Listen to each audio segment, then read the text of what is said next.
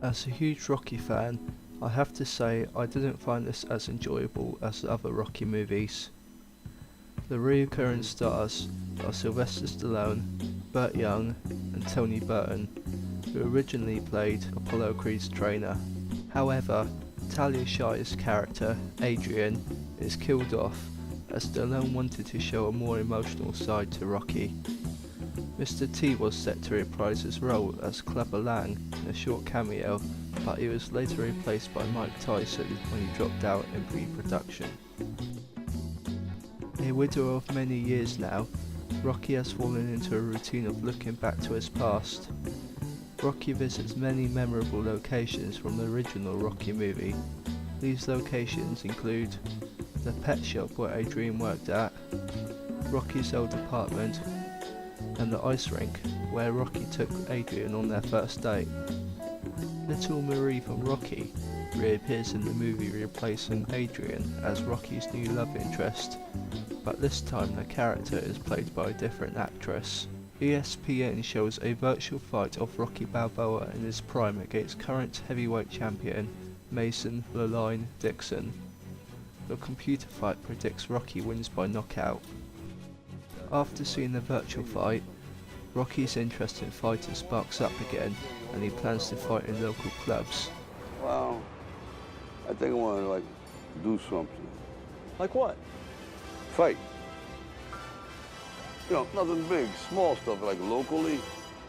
But Mason Dixon and his managers have a different agenda, to pit Rocky versus Mason in real life for a publicity act to regain Mason's lost respect from his fans. And let's be honest, that computer fight got people curious.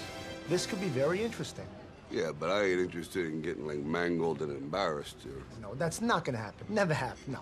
Truthfully, I was thinking more on a minuscule, small level, you know, small fights, not big fights, small fights, things that local.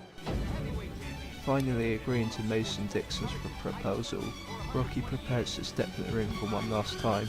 Rocky Balboa, the Philadelphia slugger, renowned for his cast iron jaw, ferocious body attack, and will of steel. The fight between Dixon and Balboa takes place at the Mandalay Bay in Las Vegas, and it's actually filmed like it's a real fight. Live from the Mandalay Bay Hotel in Las Vegas, where we anticipate one of the most outrageous and compelling events in boxing history. It even has ring announcer Michael Buffer introducing the match. However, I feel all this takes away some of the fun slapstick action that other Rocky movies had. Without a doubt, Stallone was in best shape in the time of Rocky 3 and 4. In Rocky Balboa, he still looks in good shape, but he looks more like a steroid abuser on human growth hormones. The character Mason Dixon, played by real-life former light heavyweight champion Antonio Tarver, is very dull and boring.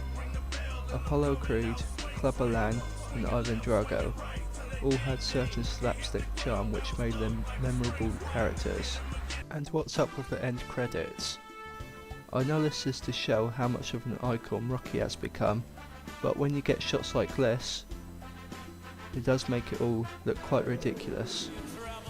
I don't know about you, but the way they ended it in Rocky 5 with the montage Measure of a Man was the perfect way to end the series.